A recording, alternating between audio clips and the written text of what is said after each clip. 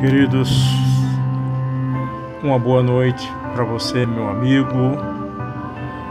Nesta noite, a santa e gloriosa paz de nosso Senhor e Salvador Jesus Cristo, eu quero aproveitar para trazer uma mensagem da parte de Deus, a qual eu estava lendo o texto de 2 Tessalonicenses capítulo 2, do versículo 1 ao 4, e Deus, através do seu Espírito Santo, me levou a preparar esta mensagem para despertar a igreja, a você que vai ter o privilégio de ouvir estas palavras.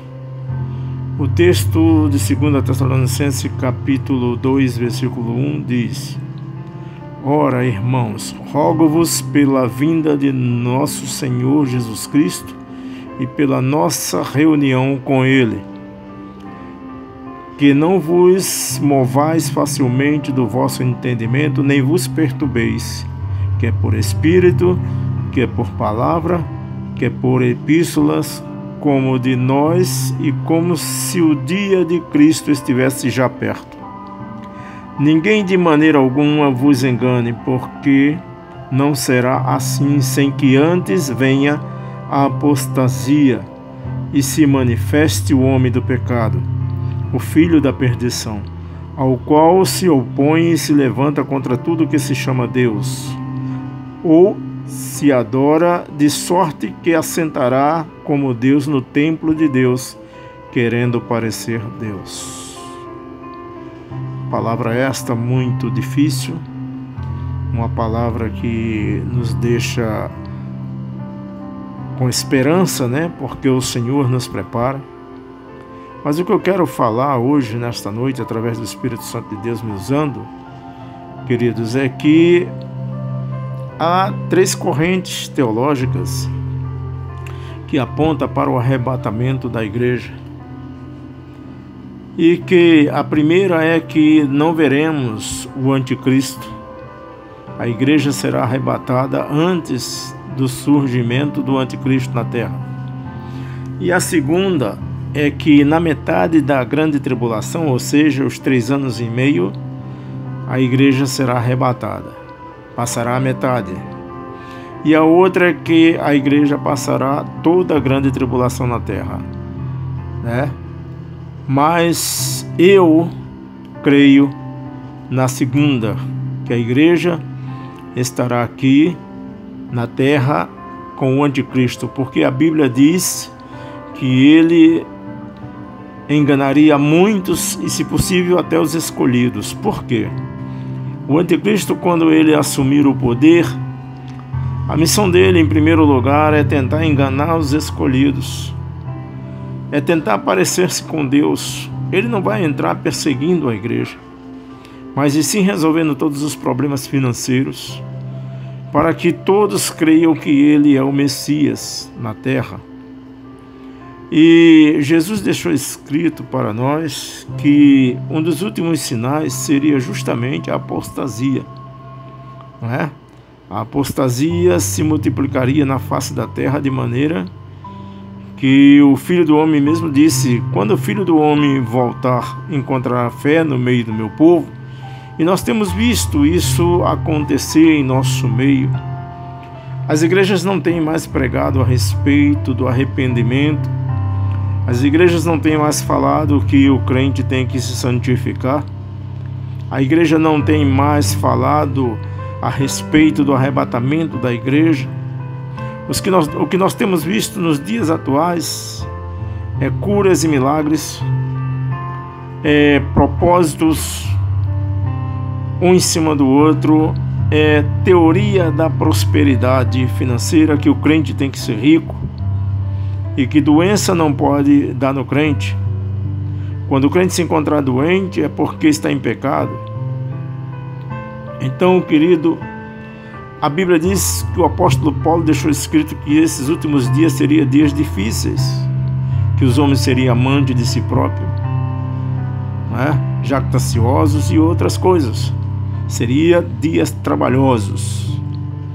E o que nós temos visto nos dias de hoje, as pregações já não falam mais a respeito da volta de Jesus.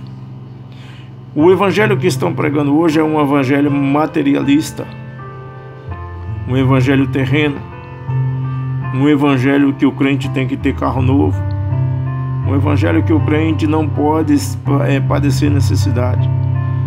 Queridos, e eu alerto nesta noite que o evangelho que estão pregando hoje é o que o apóstolo Paulo declarou quando ele diz que ainda que um de nós mesmos ou um anjo desça do céu e pregue um outro evangelho além desses que nós temos pregado, que seja anátema. Anátema quer dizer maldito, porque o evangelho que eles deixaram foi o evangelho puro.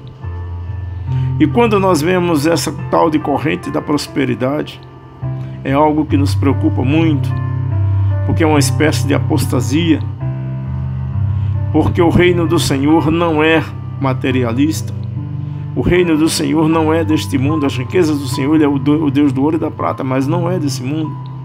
Ele mesmo disse quando estava aqui, num corpo terreno, as raposas têm o seu covil, mas o Filho do Homem não tem aonde encostar a cabeça.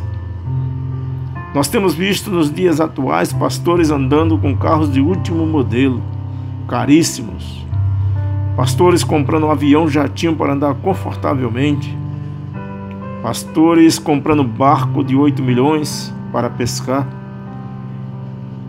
E quando eu vejo que Jesus entrou em Jerusalém montado em um burrinho, ele poderia ter entrado num animal de mais prestígio, um cavalo manga larga, por exemplo.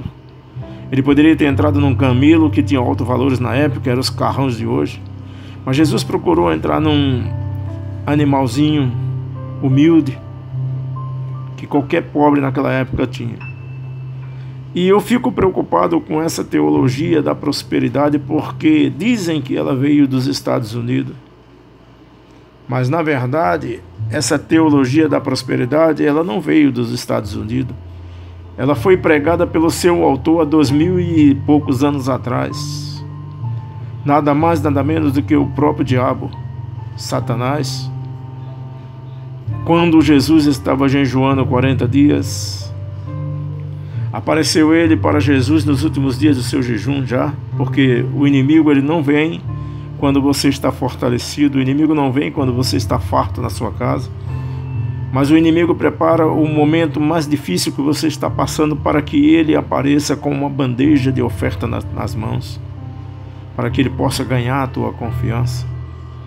E ele chegando lá nos últimos dias, Jesus estava faminto, né? Eu creio que já no final, 39 dias, e ele mostra umas pedras para Jesus e diz: está vendo aquelas pedras? Ordena que virem pães.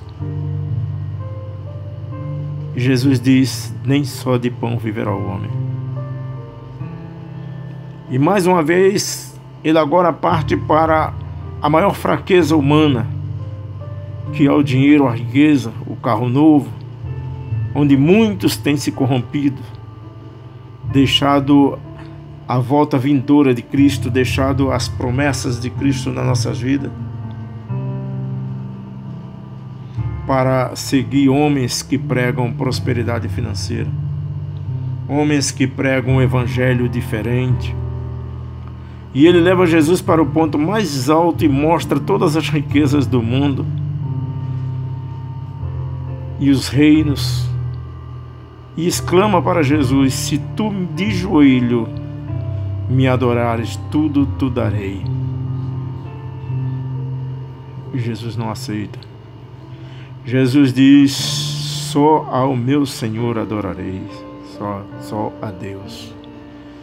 E Satanás naquela mesma hora sai de perto dele. O que me preocupa, queridos, que muitos não estão apercebidos, é que o mesmo demônio, o mesmo Satanás está por trás desses homens, pastores, que se diz pastores, mas que na verdade são aqueles a quais Jesus disse que nos últimos dias viriam muito em seu nome e enganariam a muitos. Eu trago à memória aos irmãos que essas igrejas que prometem riqueza, observem que estão superlotadas, enganarão a muitos. As igrejas estão completamente lotadas, e quando você vai para uma igreja onde se prega a santidade, onde se prega a renúncia, onde se prega que o crente tem que ser santo, quando se prega o evangelho da verdade, o evangelho transformador, você vê que são poucas pessoas que se dispõem a estar ali para ouvir a verdade, porque a verdade ninguém quer. Então, amados, aí está a prova quando a Bíblia diz: muitos são chamados, poucos os escolhidos. Porque são poucos que são terra fértil, aonde a semente é plantada e brota, como a parábola do semeador declara. Então, o que eu quero chamar a atenção dos amados irmãos nessa noite é que se preparem. A apostasia foi um dos últimos sinais que Jesus falou que aconteceria até a sua volta. E estamos vivenciando esses dias. Dificilmente você já entra numa igreja para escutar uma pregação que você tem como base que nós temos que ser santo, que nós temos que renunciar ao pecado. E nós estamos vendo isso. Então Jesus está às portas. Jesus está chegando, querido, para esta grande reunião. Porque o inimigo, eu creio que o anticristo já se encontra aí. E ele já está preparando o seu lugar. O mundo está com o palco sendo montado para a posse dele. Esteja atento. Renuncie esses evangelhos e volte para a palavra. Volte para o verdadeiro evangelho deixado pelos apóstolos. Breve, querido, eu creio que para quem conhece a verdade será difícil frequentar uma igreja. Porque já temos visto pastores de grandes igrejas aí, eu não quero citar o nome por questão de ética, dizendo que o chip não é o número da besta, que pode colocar esse chip que é mais uma tecnologia. Não, amados, não é uma tecnologia, porque a Bíblia diz que sem esse número ninguém pode comprar ou vender ou trabalhar ou receber. Esse chip não é nada mais, nada menos do que o número da besta, o controle mundial, onde o anticristo vai controlar todas as coisas, o alimento, a comida, e você realmente só vai poder comprar com ele. Mas os pastores estão dizendo que não é nada a ver, isso aí é apenas um documento, o chip não tem nada a ver com o número da besta. Porque é uma preocupação, porque o dinheiro de papel ele vai sumir. O dinheiro vai ser virtual. E para você poder usar esse dinheiro, vai ter que implantar esse chip na sua mão. Mas os verdadeiros, os crentes que conhecem a palavra, os crentes que estão alerta, atentos, jamais colocarão, independente do sofrimento que venha ocorrer. Porque sabe que uma vez colocado, o Senhor não vai querer mais. Então, amados, eles estão preocupados apenas com uma coisa. Porque o crente fiel não vai colocar o chip na mão e não vai dizimar mais. Então eles estão preocupados com dízimos e já estão preparando a igreja para a igreja aceitar esse número. Porque eles acreditam que a igreja vai subir antes do anticristo. E eu, com a certeza que o Espírito Santo de Deus colocou no meu coração, nós vamos estar aqui até a metade da grande tribulação. E vamos passar por esses momentos de pressão para colocar esse chip. Louvado seja o nome do Senhor. Mas eu dou um conselho a você. Não coloque. Não coloque. Porque estaremos prestes. E assim eu termino esta palavra. E que Deus vos abençoe e esta palavra fique no coração dos irmãos. Que a graça de nosso Senhor e Salvador Jesus Cristo console o coração dos irmãos e encoraje para passar esses dias sem renunciar a Cristo. Louvado seja o nome do Senhor. E essa é a palavra que Deus colocou no meu coração.